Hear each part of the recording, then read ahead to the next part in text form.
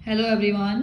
मैंने last 2 videos में agriculture, trade, industry, Indian economy का 3rd चैप्टर था, 2 टॉपिक डिस्कस कर लिए थे इसके, एग्रीकल्चर और industry.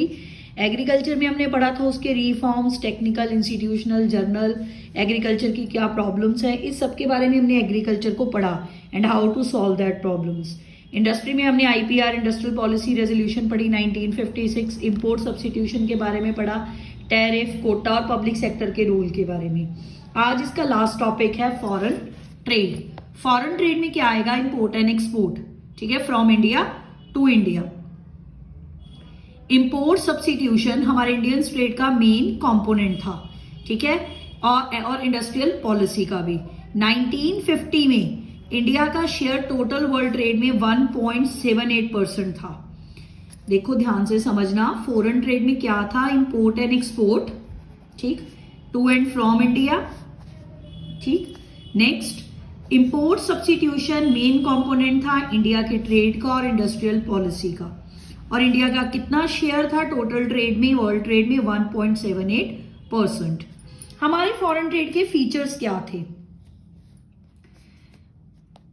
Funding market for surplus domestic output.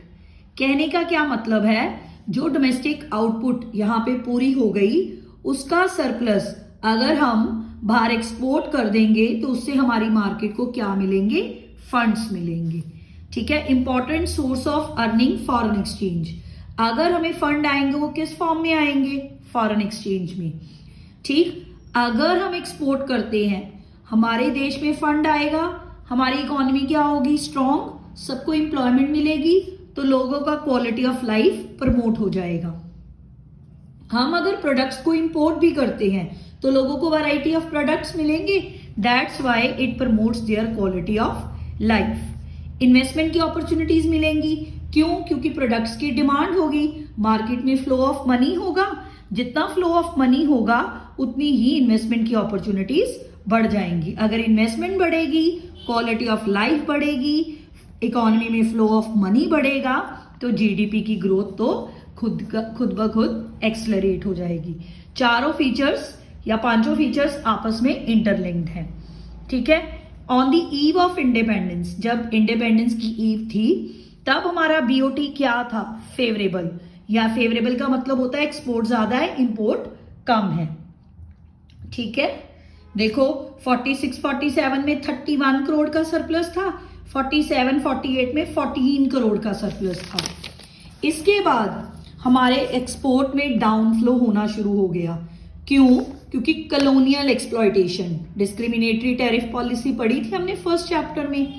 देखो बच्चों ध्यान से सुनो, ये जो फर्स्ट 3 चैप्टर हैं इसे आप अच्छी तरह से करो, तभी आपको इंडियन इकोनॉमी समझ आएगी, क्योंकि ये चैप्टर आपस में इंटरलिंक्ड है। आप इसमें से कोई भी टॉपिक नहीं छोड़ सकते, ना ही फर्स्ट चैप्टर का, ना ही सेकेंड का, ना ही थर्ड का। अगर ये आप 3-4 चैप्टर अच्छी तरह कर लेते हो पहले, तो नेक्स्ट चैप्टर आप इजीली कर सकोगे। फर्स्ट रीजन क्या था डाउनफॉल का एक्सपोर्ट में? Colonial exploitation. अंग्रेजों ने, ब्रिटिशर्स ने हमारी कॉलोनियल एक्सप्लॉयटेशन करी थी बाय डिस्क्रिमिनेटरी पॉलिसी। इंपोर्ट क्या करना? सस्ते रेटों पे, एक्सपोर्ट क्या करना? महंगे रेटों पे, ठीक है। इंडिया और ब्रिटेन का ही ट्रेड रिस्ट्रिक्ट कर दिया।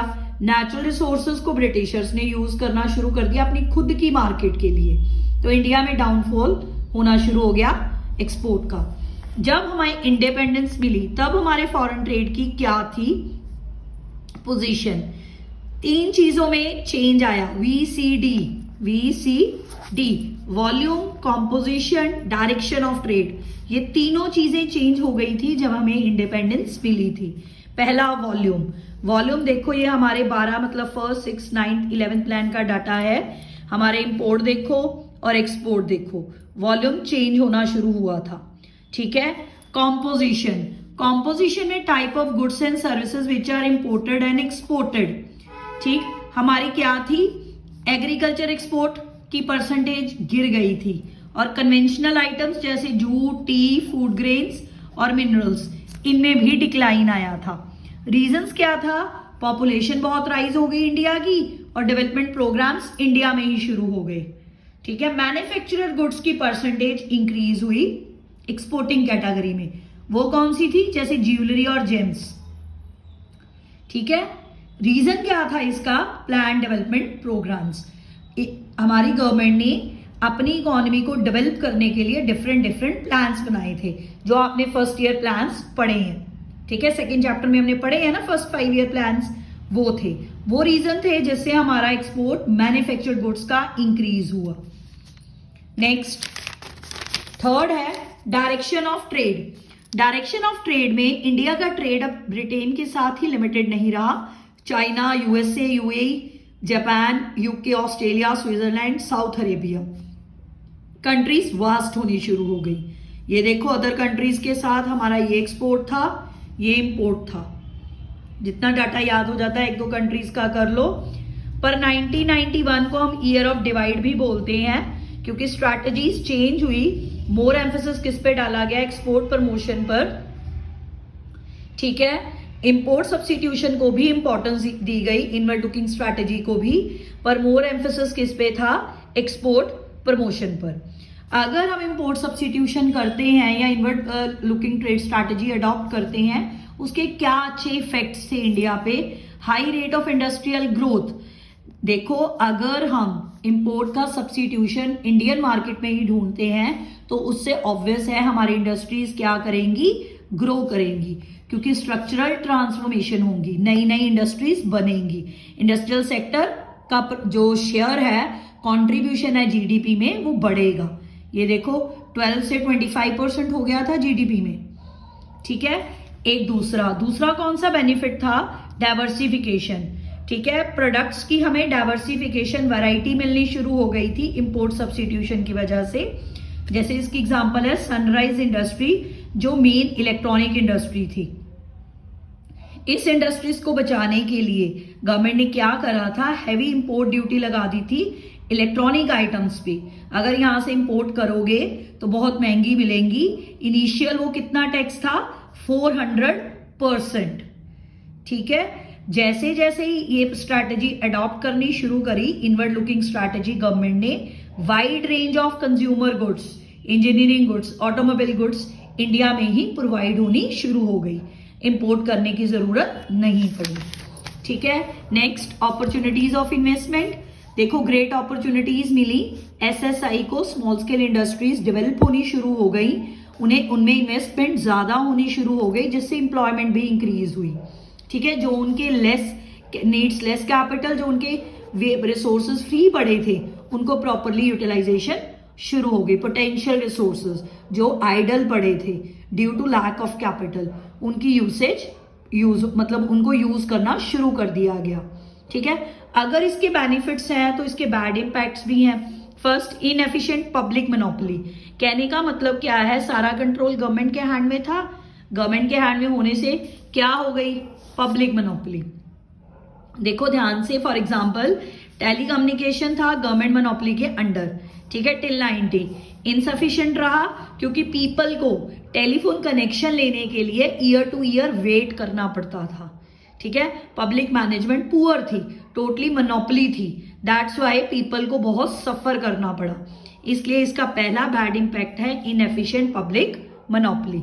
Next, lack of competition. Competition बिल्कुल ही खत्म हो गया था, क्योंकि इंडिया में इंडस्ट्रीज क्या थी? लिमिटेड। कैसे वो आपस में compete करती? देखो, ओल्ड यूजर्स, जैसे example, old users of car still remember the ambassador and fiat were only 2 models produced by domestic industries in India at that time. ठीक है, उस टाइम पे सिर्फ 2 ही कार के ब्रांड थे, फिएट और एम्बेसडर। स्टिल पीपल को वो याद है, क्योंकि वो क्या थे? लिमिटेड ब्रांड्स थे। अगर बहुत ज्यादा ब्रांड्स होते तो लोगों को इतने याद ही नहीं रहने थे। Still people remember that 2 brands, ambassador and fiat, क्योंकि कंपटीशन जीरो था। नेक्स्ट है पॉलिटिकल कंपल्शन और प्रेशर। देखो, पॉलिटिक्स की प्रेशर होने की वजह से भी इकोनॉमी में क्या आ गया? इंस्टेबल हो गई हमारी इकोनॉमी। इंपोर्ट सब्स्टिट्यूशन ने मार्केट को लिमिट में ले आया था, क्योंकि ज्यादा कंपटीशन नहीं था, वैरायटी ऑफ प्रोडक्ट्स की कमी होनी शुरू हो गई थी, डोमेस्टिक डिमांड पूरी नहीं होती थी, इसलिए मार्केट क्या होनी शुरू हो गई? लिमिट में आनी शुरू हो गई। क्लियर? ये तीन इसके बैड इम्पैक्ट्स थे। अब फॉरेन ट्रेड में है क्या, 3 चीजें ही थी, वॉल्यूम, कॉम्पोजिशन और डायरेक्शन, और एक था सिर्फ इंपोर्ट सब्स्टिट्यूशन के गुड और बैड इम्पैक्ट।